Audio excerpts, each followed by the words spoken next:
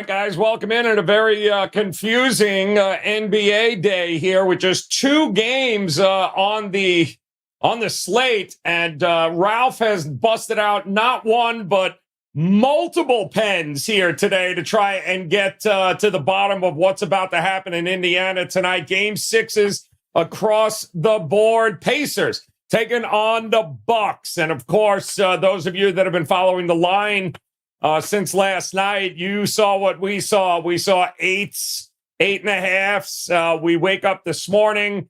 We look at the injury report. Now we've got rumors Lillard's playing and Giannis is playing, and yay. And the market reacts accordingly. But the reality is, Ralph, we just looked at the latest NBA report, and what does it tell us here right now? Well, as you know, the NBA puts out reports every half hour. So looking at the 3:30 Eastern report, Giannis doubtful, Lillard questionable, and Halliburton questionable. So we'll see what happens. As you said, Joe, at least if the others go, they have a chance. If Lillard goes with that Achilles that he has, one bad cut, he could be out. So be careful when you're listening to this injury news. We thought this was over, Joe, when we were done with the regular season. Oh, my God. This injury report can go away. We don't have to deal with it, but yet we still do. Yeah, it's absolutely kind of mind-blowing here, Ralph, that the market is reacting accordingly, too, which is interesting because we were talking about it yesterday on the show. We said, listen, if you like Milwaukee, I would take the 8 because if there's any sort of rumors or any wind that maybe Lillard or Giannis can go. Quite honestly, I think even if they go, Ralph, what the hell difference does it make? They're both one cut away from an Achilles tear. It is really what it sounds like with both of them. I thought Giannis would have played already if he could. I give Lillard all the credit in the world, but I mean, how much can you trust even if they do go here tonight? Joe, that's a great point, because how many times have we heard coaches say, I'd rather have a cohesive unit than bring in guys that haven't played and all of a sudden throwing them in that situation. Yes, Giannis is a superstar, but having not played, is his stamina going to be there? We saw how much Embiid struggled, where he could barely jump coming back. He probably came back a little earlier and he tried to do it, and they didn't look great offensively, and he was actually a hindrance on defense. So, to me, it's enough in this situation. Listen, when you're not sure if Giannis is going to play or Halliburton's going to play or Lillard, unless you like the line, assuming they're all out, unless you like the line if one of them's in, it's the reason I stayed away from the game today, to be honest with you. Yeah, it's tough, no doubt about it. But here's what we do know. It is a game 6, and without Giannis in this whole series, Ralph, going over some of these numbers last night, and even Lillard not being 100% and missing the last 2 games for the Bucks here, it's the defense of Indiana is so piss poor that Milwaukee's numbers, their net rating is better. They've got their points per possession are better. It's amazing to me that maybe you only need a 60, 70% Lillard. And with this defense of Indiana, what the hell difference does it make? I mean, can we trust them in this spot to close it out in a game 6? And I know you were on earlier on WagerTalk today, and you talked about some interesting game 6 situations here. What was the bottom line with the chart you had earlier today? Well, basically it's this. People think game 6, you're at home. I did a chart with all the games, the home team up 3-2 like the Pacers are, and the home team down 3-2. So if you look in the middle in the blue, Joe, that are the home teams, the home favorite on top, a home picker dog on the bottom. You see that home teams in game number 6 that have a 3-2 series lead have gone 21-8 straight up, 15-14 against the spread. So basically, Joe, what I'm telling you is this. There really is no advantage for game 6 home teams. Again, 15-14. But do take a look over on that right-hand side. If teams are down 3-2, they've only covered 40%. And while this doesn't apply, I want you to take a very good look at the bottom right, if we have any home teams in the next 3 rounds in game 6, if they are a home dog down 3-2 in the series, they have gone 5-24 straight up, 5-24 against the spread, 17.2%. There's a reason you're down 3-2 in the series. There's a reason you're a home dog in game number 6. So out of this chart, the one thing to look at is game 6s have tended to go under by over 60%. And having a home dog in game 6 down 3-2 has been a clear fade situation. It's good. Interesting stuff here. Does it say anything about having ass for a defense? Because that's basically what Indiana has here. They're going to have to outscore them. So you got to look at it, I guess you got to look at it this way. If Indiana has its way, and if these are correlated, Ralph, because obviously the numbers on the chart tell us a little different story here for a game 6, but I got to believe we're probably looking at an under if Milwaukee is going to win this game and force a game 7, right? But there's no way this thing stays under and Indiana wins, is there? Yeah, I mean, it would take a shooting performance from Milwaukee where they, maybe shot 20% from 3. I did have an opinion today, Joe, on the Pacers team total over 111 if Halliburton plays. Now, he has back spasms, but, you look at the Pacers pace. That sounds weird, right? The Pacers pace.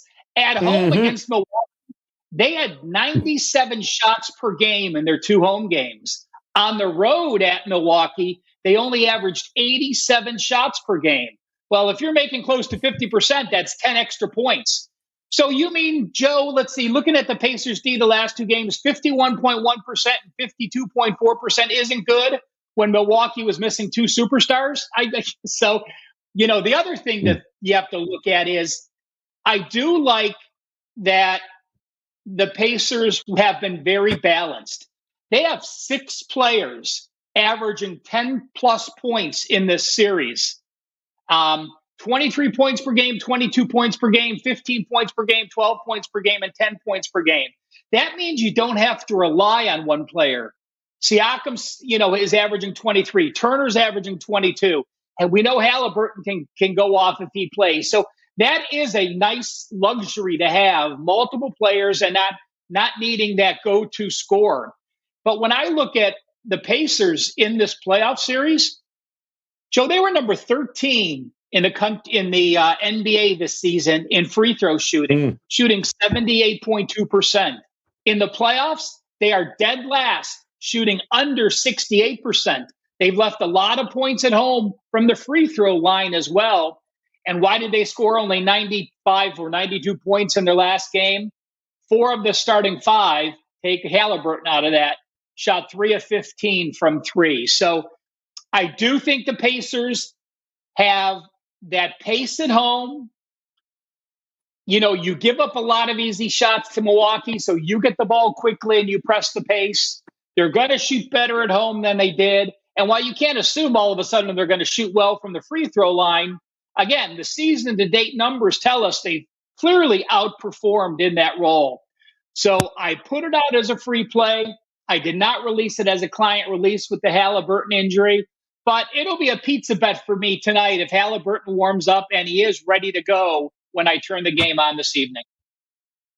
Yeah, well, that's going to be the big question here, Ralph. Is that I think people are maybe forgetting too with the back spasms. Is it a guarantee that Halliburton is in? I know this, Ralph.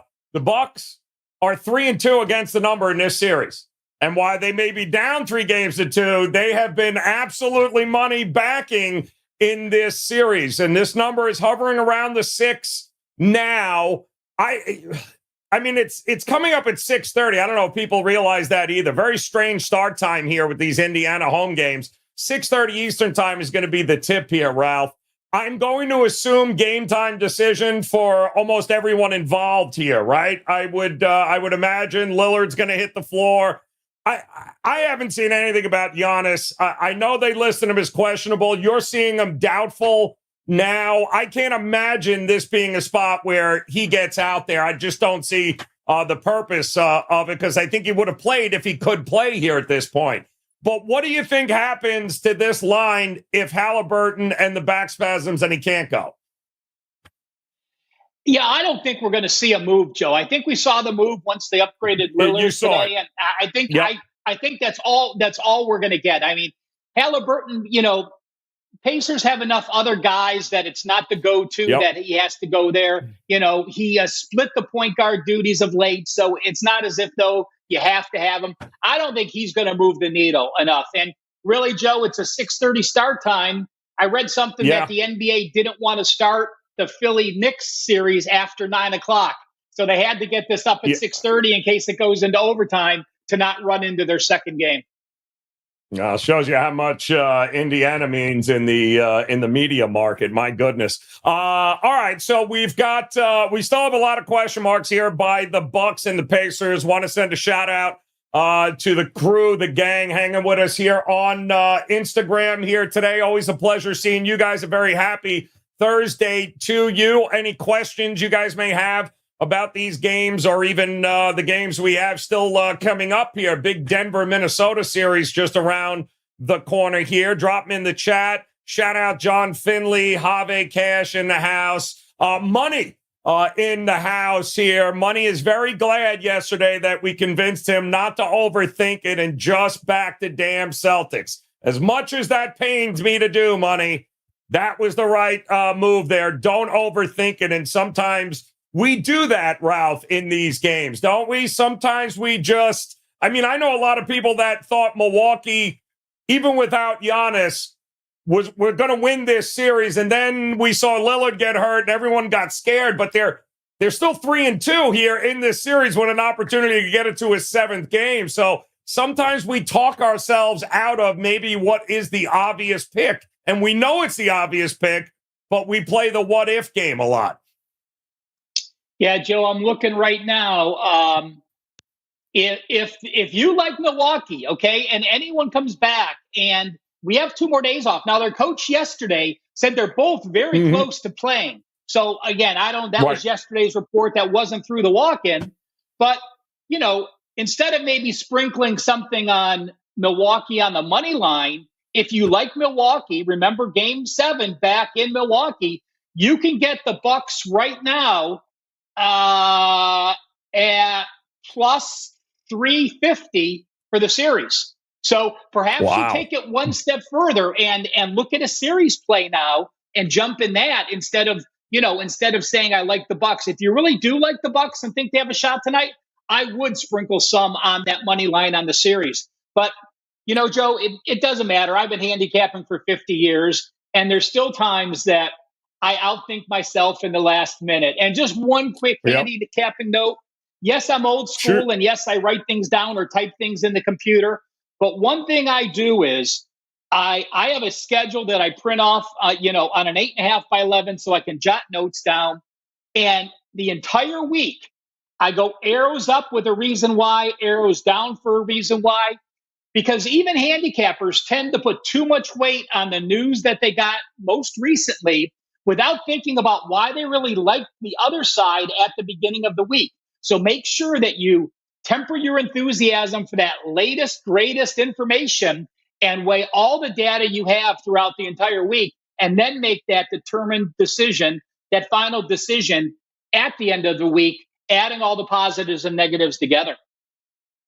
Kind of love that, Ralph. Guys, don't forget to hit that like button if you could. Here, a thumbs up. We'd much appreciate it. Follow us on IG if you haven't done so already. We certainly appreciate the support. We've got a whole lot of Ralph's got one more chart coming up here, guys, before we get into the next game. Well, this is coming up a little later about a possible Game 7 situation with both of these series here tonight. So you're going to want to see this because it's actually pretty interesting. If one of these 2 dogs here tonight, or I should say favorite, because Philly, Ralph, Philly's a favorite. They are at home. They are backs against the wall, down 3-2. But this is a series, Ralph, that has been much closer than what the 3-2 will tell us here.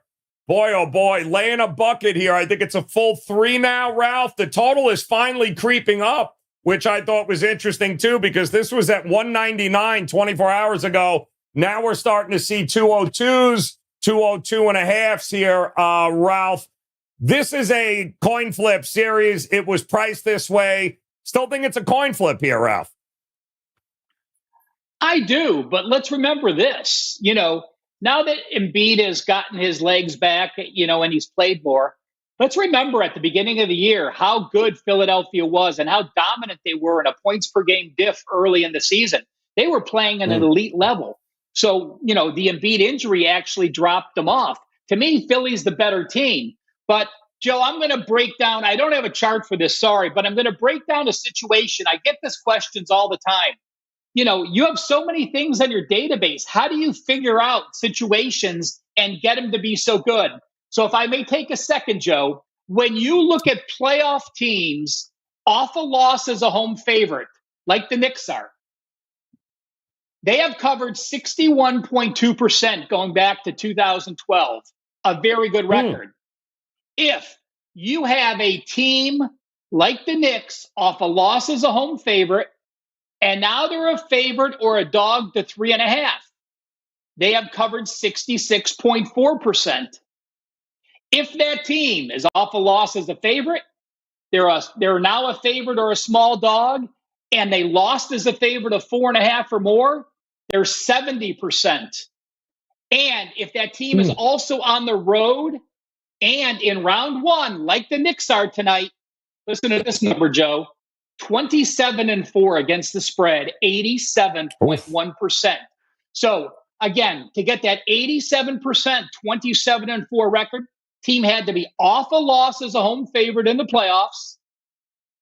The previous line had to be -4.5 and higher.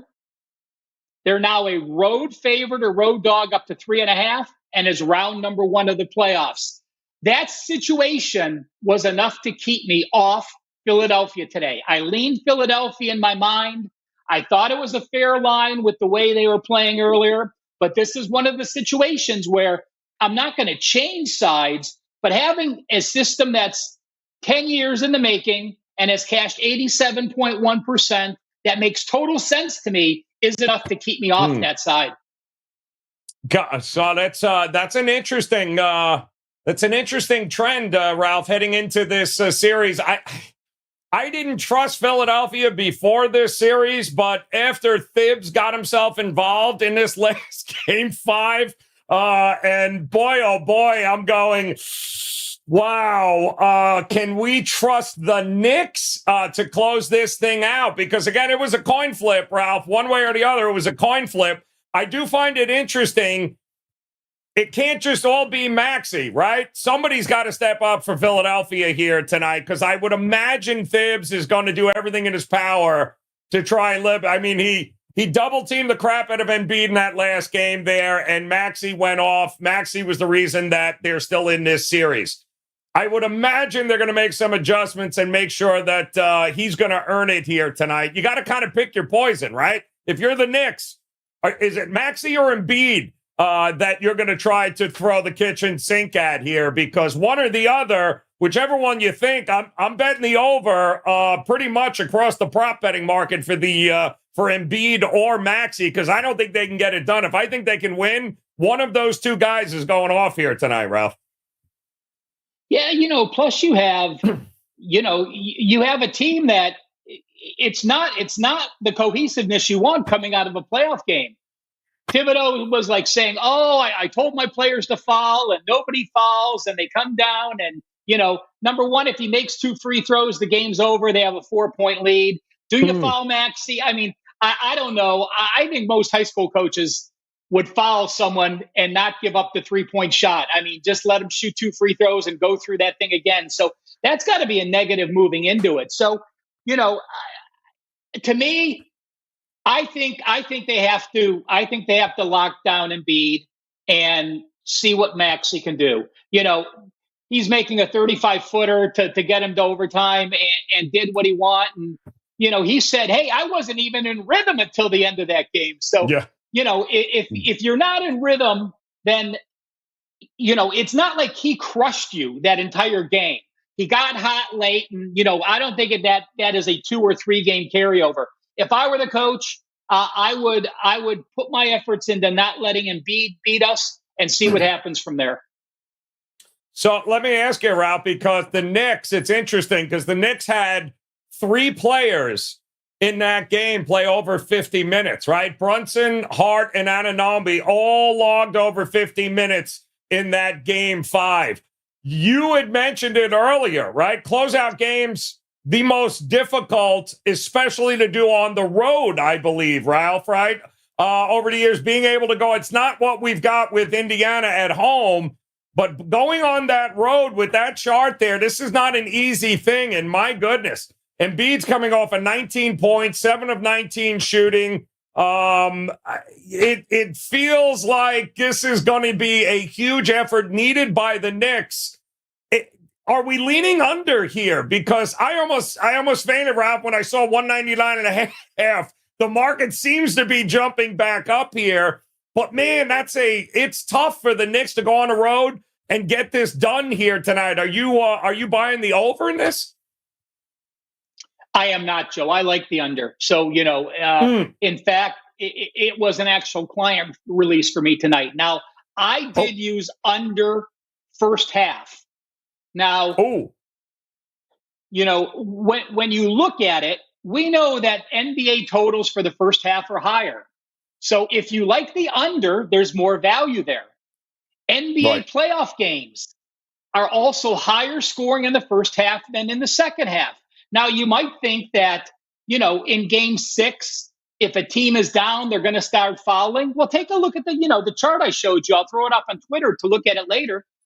Look at how many of those 3-2 games have gone under the total, over 60%.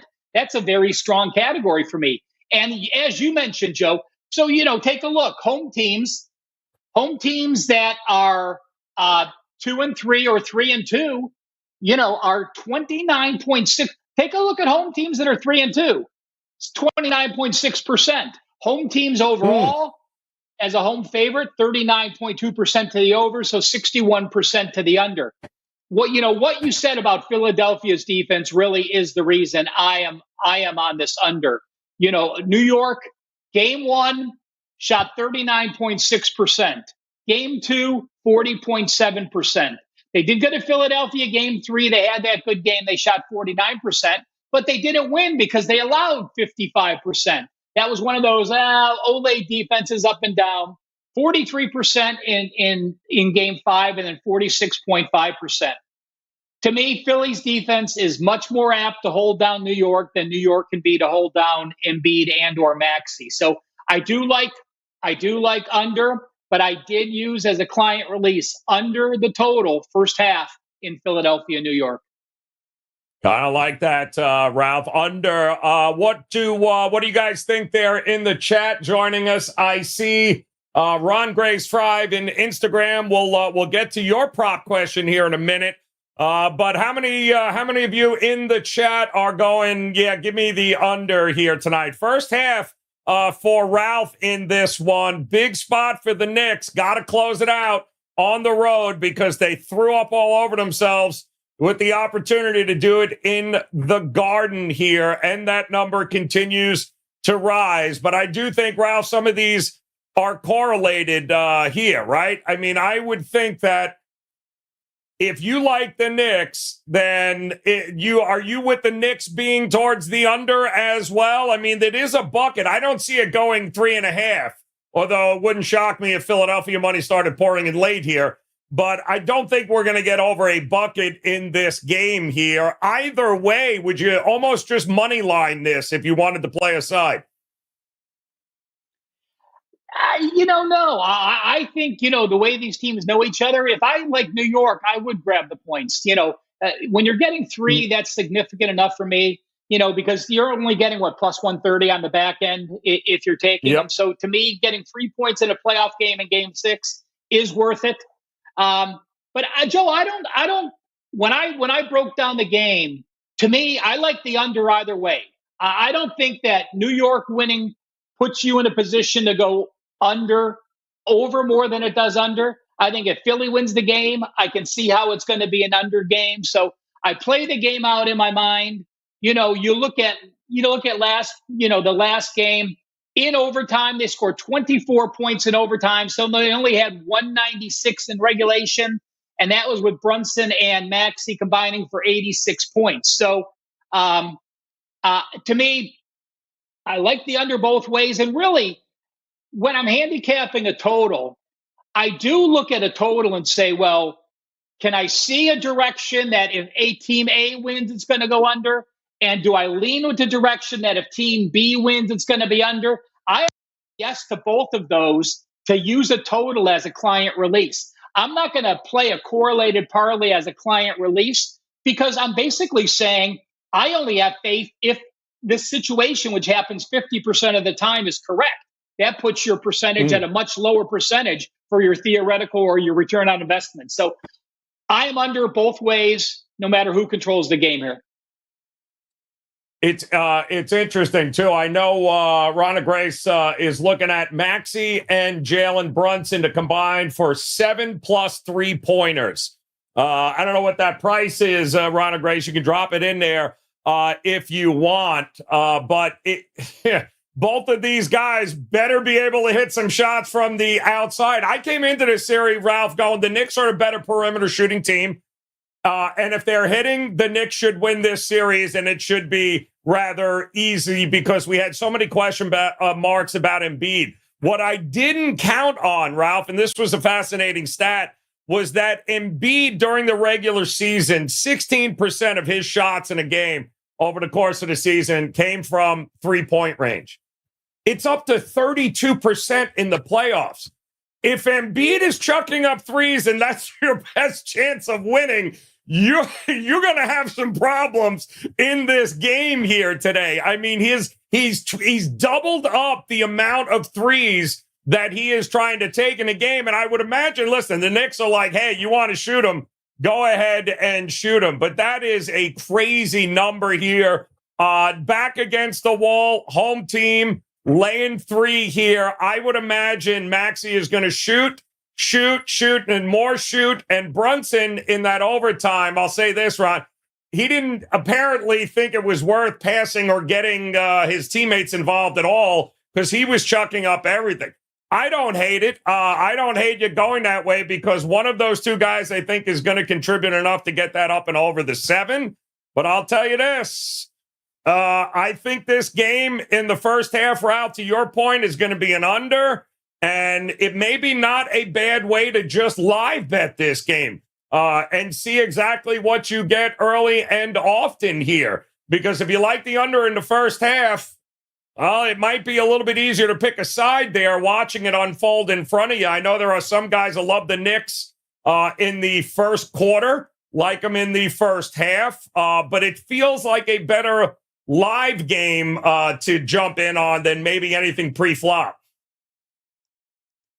Yeah, I can't argue with that point, Joe, especially, you look at, I think they combined for 23 3-pointers, talking about the two guys with the player props. So I'm looking at that 62% system, Joe, where teams off a loss as a home favorite. The games have averaged 207 points per game, so they've gone under just slightly.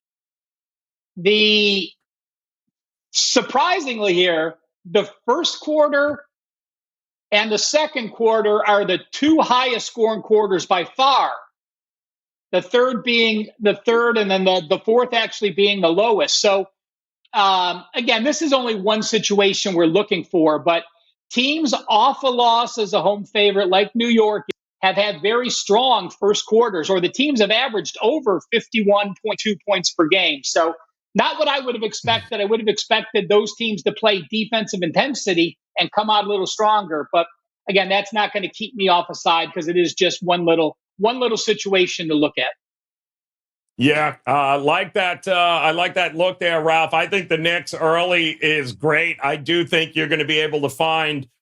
It doesn't feel like this has been a huge game of runs, a huge series, Ralph. For the most part, this game is kind of. This series has been close enough here. And really, I thought the Knicks had it in the final 2 minutes there. But again, man, I don't see any sort of 20-point comeback like we've seen in some of these other games. I don't think you're going to see it. I think the Knicks will have the lead early. I think Philadelphia will fight back. I promise you this, there will not be a lot of New York Knicks fans buying tickets on the secondary market for this one, Ralph, as Embiid pretty much lit up the Philadelphia Sixer fan base for selling tickets. Half that damn building in that last home game in Game 4 were Knicks fans, and boy, Embiid was not happy. I don't think you're going to get a whole lot of Knicks fans that are going to be able to get into this game here tonight. What did you, when it all said and done, Ralph, what kind of stock did you put into home court for the NBA in the playoffs these days? Are you, because the defensive intensity has been, much more than it was during the regular season here, home and away. How much do you accumulate for the home court edge here in the playoffs? Well, Joe, let me just say this. Now, we know all home courts aren't even. I mean, we've seen what the Cavs and the Magic have done at home. And, granted, It's not the Lakers. I'm looking right now, Joe, home teams this playoff so far have gone 29-15 straight up. So 66%. They've gone 22-22 against the spread. So 50%. Wow. When I look at those home teams, average score at halftime, they're outscoring. They're winning by 5.2 points per game for the full game. Halftime, they're 1 point and they're 2 point. It's almost pretty much 50-50 in that 50-50 situation. If I look at home favorite, which we have in that role, like Philadelphia is, home favorites have gone 24-9 straight up, 17-16 ATS. But again, they are much stronger in the second half. The home favorites have been to the first half. So that plays into your hands with the Knicks early if you like them. Yep. I'll tell you this, though. Javier Cash got a point. The Knicks have lost outside of Game 3, I believe, in this series. The Knicks have lost every first quarter, and it's not really been close. They did start slow, certainly in the first couple of games. Game 3, they turned it up here. But I got to believe the Knicks coming off of just that horrific loss. But Anunoby, Brunson, Hart, all 50-plus minutes in that last game. They're going to have to dig deep here. I think you're going to get it early from the Knicks. And to your trend, Ralph, the second half for the Sixers, the Knicks have got to figure out a way to close this thing out on the road. If it goes to a Game 7, well, that leads us right into your chart here, Ralph, because if the Bucks or the Sixers can get a win here tonight, we're getting a Game 7, and this chart you have is phenomenal here because it's always been under my understanding, you get to a Game 7, just bet the under. Blindly bet the under. Don't even think about it, Ralph, because it's going to be a rock fight. But maybe that's not the case. Is that what you're telling me? Well, Joe, that's why we share these charts. It's like if you ask 9 guys in a bar, what would they do? They're going to tell you, it's no more secret. Game 7s, friends don't let friends bet overs in Game 7s. But I do want you to be a little careful. I'm not telling you not to bet unders.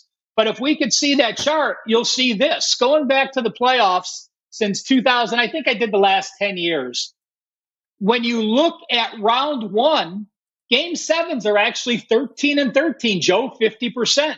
Game 2s, yes, much more intensity going into round 2 with 2 better teams.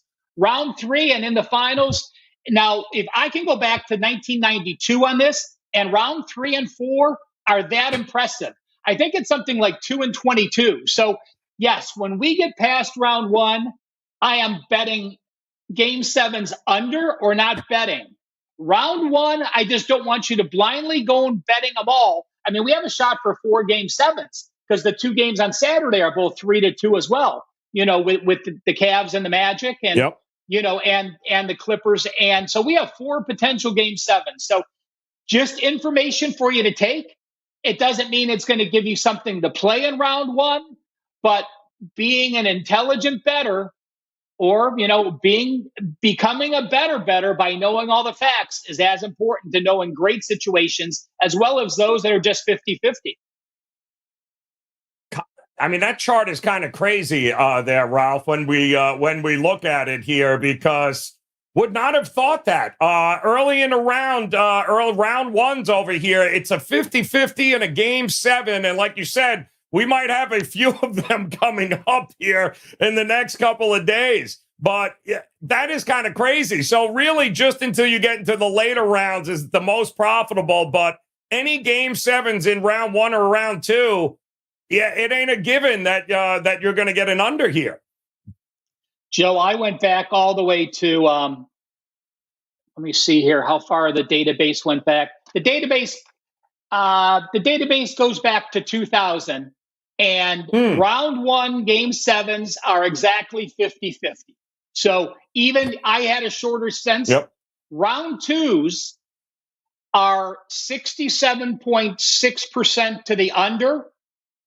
Wow. Round 3 and round 4 game 7s, 2 and 22 over under. So 2 overs and 22 unders, round 3 and round 4. So let's modify that and say, friends don't let friends bet playoff rounds 2, 3, and 4 game 7s over the total.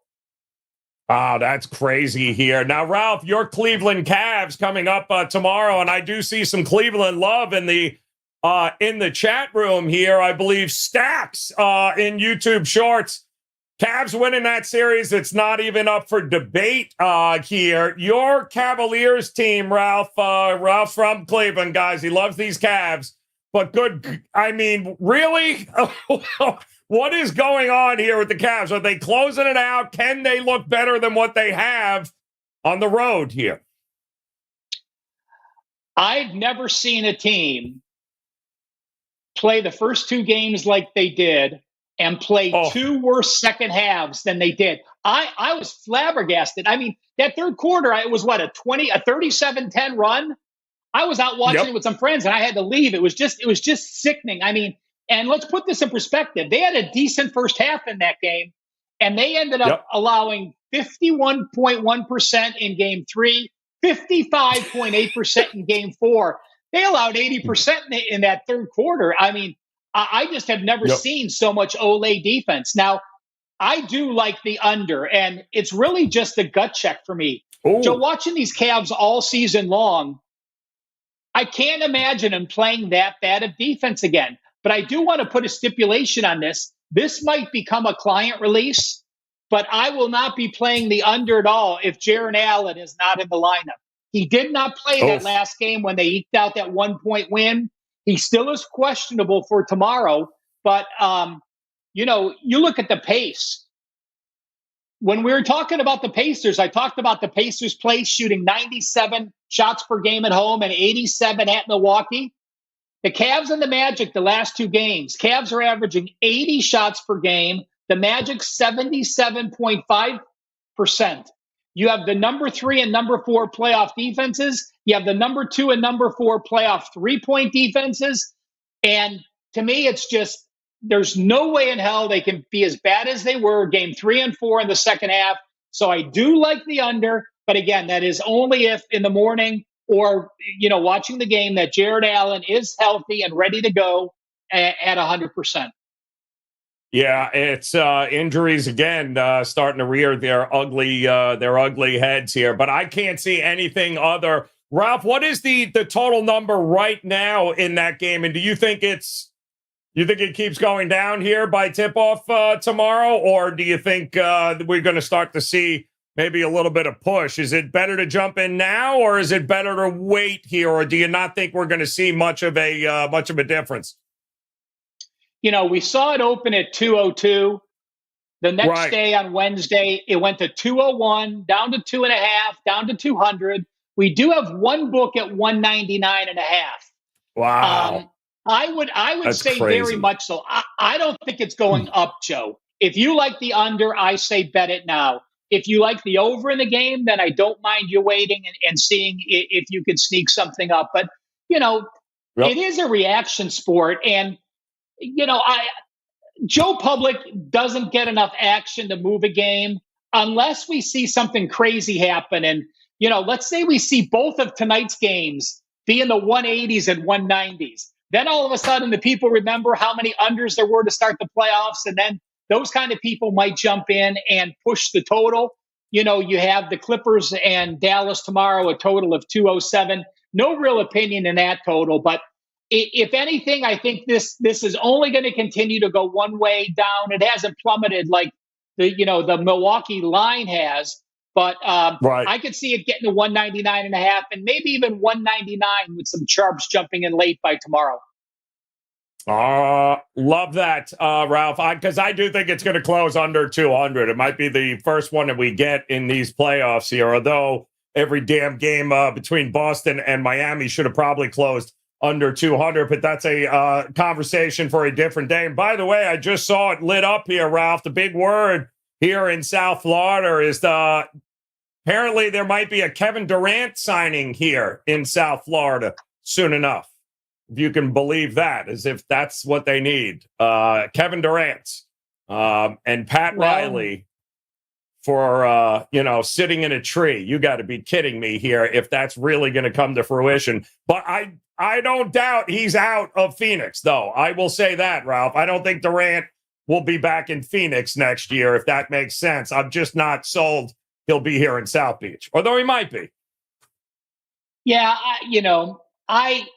to be honest with you, if it doesn't involve me betting something in that situation, I really don't even use a lot of time thinking about it because it means nothing to me until he gets there and we see what happens. We've seen this. I got sucked in thinking when Phoenix made all those acquisitions, they really had a shot to, be the best in the West and to go through it. But how many times have we seen these dream teams? I mean, if there's just something to be said about cohesiveness and Joe, the lowest total in the playoffs so far has been 201.5. I didn't even know that. So thank you for pointing that out. I mean, isn't that crazy that we haven't seen a total a total that low? Well, Ralph, every game in the Boston and Miami series, every game started low and was bet up. And it happened again last night. And depending on the number, if you got, 202.5, you were celebrating last night. If you got, that was 198.5. So we have seen them open low, but they've all been bet up. Every one of those games saw over money come in late. And I'm not talking about public over money because the public was hammering the unders in that series with Miami, but a lot of over money came in late. I do think that game tomorrow will be the first one that closes under 200, though, Ralph. I think so. You look at both the way they play defense, except for that little period of time. All right, Joe, I went to the database. I'm going back to May 30th and June 1st, 2004. Okay. It was the Pacers at home against the Pistons. And then the 2 days later, the Pistons at home against the Pacers. This is the lowest playoff total in the database. You want to take a guess? Now, we're not going back to the Bulls and Pistons days of Rodman. Right, we're not going back. Right, we're not going back. Lambeer, we're not going to Lambeer days. So 2 decades? What, the last 10 years? How long are we going back? 2004. 185. 160. 160? We really? Yeah. Wow. Yeah. And they both went over. The Pistons won the first game 83-65. The Pistons won the second game 69-65. I would never have in 2004, and we had a total in a 160. It seems like forever ago, mostly because it was. But those days are long gone. Now we're just trying to see if we get something that closes under 200. And I still don't think that's going to be even close there in that game tomorrow. All right, so we've got no new information to this point, guys. There is some reports that Giannis is at shoot-around. Was it shoot-around? I don't know that means he's going to be going here tonight, Ralph. I don't think it matters one way or the other. But we are still seeing sixes in that marketplace, and the total continues to be pushed up to 217. So once again, for those that might be joining us here for the first time, correlate the total in this one, Ralph. Milwaukee wins, it's an under. Indiana wins, it's an over. And any combination there that you like, that's probably the best way to look at this. Well, like I said, I do like, if Halliburton goes, I do like the Pacers team total over. But, Joe, we've seen with the Pacers defense, I still think I can have the Pacers team total go over and Milwaukee win the game, just because you said, there hasn't been a worse playoff defense probably in the history of the NBA. Maybe the Nuggets back when they were the running, shooting Nuggets of, the tricolor or the four-color shirts. Maybe that was it. Or Loyola Marymount in the NCAA tournament, they played that kind of defense as well. So I do agree there's a semi-correlation, but I also think that the Pacers team total can go over and the Bucks can still win the game just because their defense is so atrocious. Oh, yeah, it is awful here. Would not shock me if a game 7's coming around the corner here, but still an opportunity to jump in one way or the other. I'm also seeing Tobias Harris under 11.5 points seems to be a big prop right now in the chat room. We're seeing some Kelly Oubre love too. We're seeing over 16.5 points in this game. DiVincenzo also is getting a bunch of love now, over 13.5 points in this one, which I think is fascinating too, because the guy he's been an ATM for a lot of guys. Points and assists, by the way, 13.5 for him. Points and rebounds, 16.5 for Kelly Oubre, and those seem to be getting some love. I see a lot of people back in Philly that are backing Embiid and going way over his points. At this point, Ralph, with a dude that has taken 32% of his shots in the playoffs from three, I might as well take Embiid over 1.5 threes at this point, because he's chucking them up and the Knicks today, they're not defending him. So they're letting him take some wide open threes. Why not take a shot at over 1.5 threes for Embiid here tonight? A third of his shots are going from there. I see the same thing with the Cavs bigs. They're just not coming out to guard him because they're so intense inside. They just let him go. And I've seen Jared Allen for a while. I'm like, why are you doing that? Well, you know what? Yes. Hell, if you can make 33% of those, it's like shooting, you're getting 3 points. It's like shooting almost 50% from two. So, I agree. I'm not opposed to it. Obviously, the guys know which ones are allowed to shoot, especially in the playoff situations. And we don't see it, Joe, but they've proven Embiid doesn't take that shot unless his coach has told him, if you're open, you're allowed to take it, because he has seen him in practice. He has seen what he's done. He has seen that he can make those. So, we're not trying to reinvent the wheel here. These bigs have proven they can shoot, the 3-point line. So, and they do it so easily. By the way, Joe, I just did, when we get into the weekend, since we won't be around, I wanted someone had reached out to me on Twitter and said, what have home favorites done in Game 7? So I went back to 2012. Home favorites have gone 19 and 11 straight up. So only 63.3%. And they've gone 13 and 17 against the spread, which is 43.3%. This is sort of a small sample size, but let me just take a look at this. Going all the way back to 2002. This is Game 7 you're talking about. I am looking ahead to Game 7s. Yes. Game 7 home favorites. Game 7 home favorites.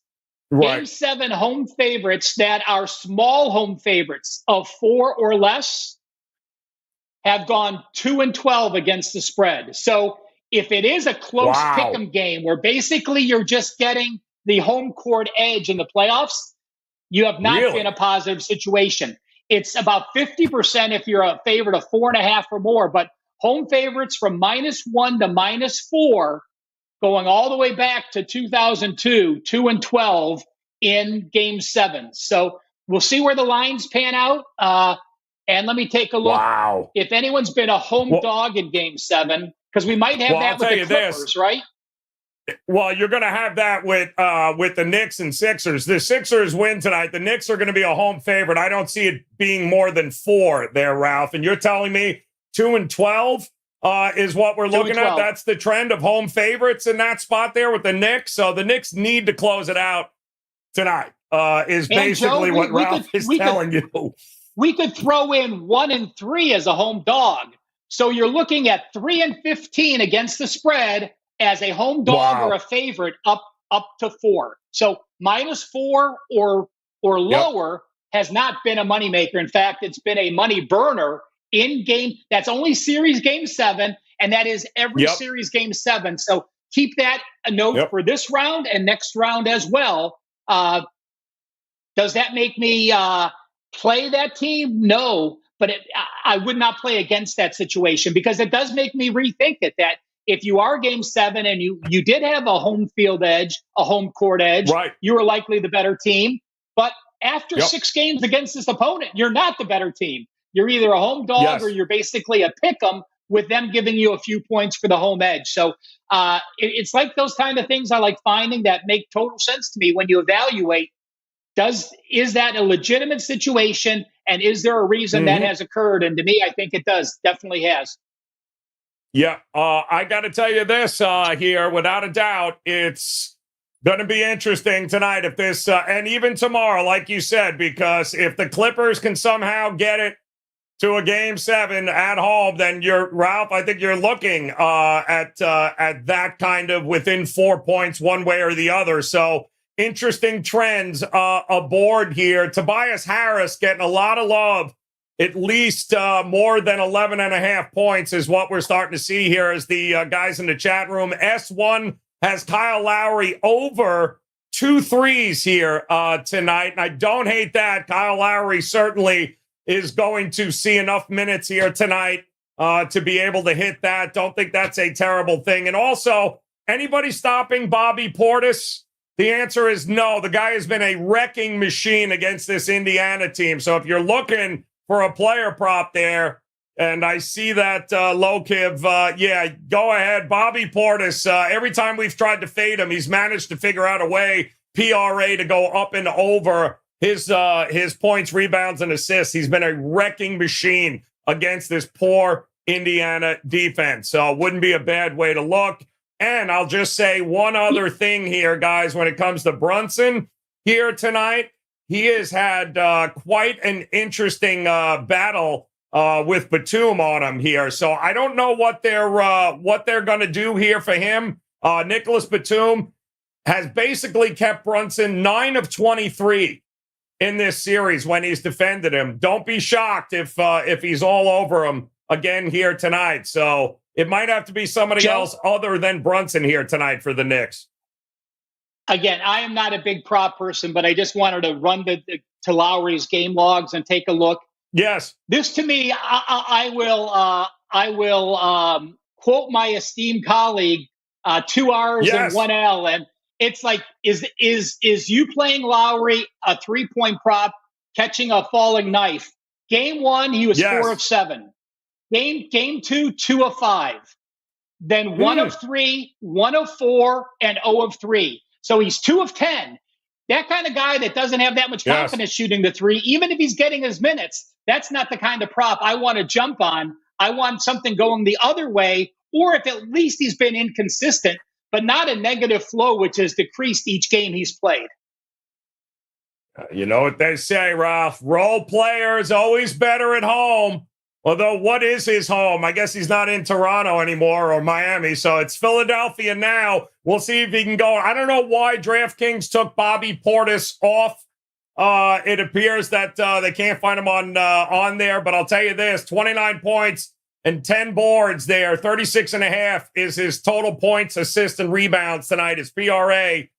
If Lillard goes, I would go under. If Lillard doesn't go, expect that to also increase here tonight. Ralph, what is locked and loaded for you over at WagerTalk.com here tonight? Well, NBA number one in the playoffs, Joe. 12-1 NBA run. So very, very pleased with that. I do have 2 plays up for tonight. As I said, I don't think I'll be having a play tomorrow unless I do go with Cleveland. If you see me having a total tomorrow, you know what that's going to be. I won't be on.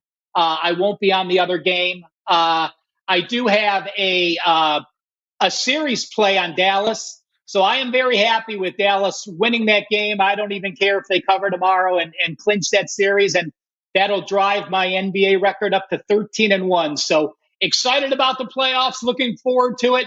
Don't really have anything to share with you on Minnesota, Denver. I've gone back and forth. I haven't done my deep dive on it. So I'll be looking at that later tonight and tomorrow morning. Yeah, I'll just say this. It's they're the champs until somebody beats them. Could this be where they get beat? Kind of hard to repeat, Ralph, isn't it? We haven't. When is the last back-to-back champs that we've had? NBA? I mean, we just had it in college. Could we have it in the NBA too? UConn goes back-to-back. Could Denver actually go back-to-back as well, Ralph? Is that even possible? The market thinks so because they're still chalky as ass. Yeah, well, I'm looking, Joe. It shows the last back-to-backs. The LA Lakers? Lakers or Heat? Although I don't even think the Heat lost. Was it San Antonio? Come on, chat room. What was the last back-to-back NBA champions? How long ago are we going back here for that? See, I can't even remember what it was. I know it was UConn. That doesn't count. But I'm thinking some combination of Heat, San Antonio, or the Lakers would be my only guess here. It was, Joe, because 23 was the Nuggets, 22 Golden State, and Phoenix, the Lakers. It was it was the Warriors, 2017, 2018. Yeah, against Cleveland. 18, the Warriors. There you go. Yeah, look at that. They're not even in the deal. Look at how the mighty have fallen there. Warriors 2017 and 18 would be the AOD. Absolutely. It's not the Pistons, AOD. All right. I know Pistons in 5, but that's not what this is here. All right, Ralph, outstanding job as always. The charts are fantastic. Don't forget, we'll have these posted on his Twitter page. Make sure you're following Ralph at CalSportsLV. We will have some Game 7s inevitably, I think, whether they happen coming out of tonight or coming out of tomorrow. I do think that one, if not more, we'll see a Game 7 in round 1, and we'll have you covered here, of course, on the NBA Tip-Off Show. Dari in the house, chest size a cat, having some sort of voodoo recipe with chicken heads, or I don't know what the hell was going on in the chat room, Ralph. I think we lost total control of it about 20 minutes ago. Seth's drinking bourbon right now, wants to know which one of them is best to start a bonfire. I don't know what's going on, Ralph. We're out of here, though. Enjoy the night here, Ralph. Cash those tickets. Continue to roll here in the NBA playoffs. Guys, best of luck. S. Warrior, you and I, yes, we will be enjoying our bourbon for the rest of the playoffs as the Miami Heat move on to bigger and better things like Kevin Durant. Guys, don't forget to hit that thumbs up button before you get out of here. Follow us, like us, subscribe to us. We appreciate it, guys. Best of luck. Cash some tickets here tonight. We'll see you again tomorrow.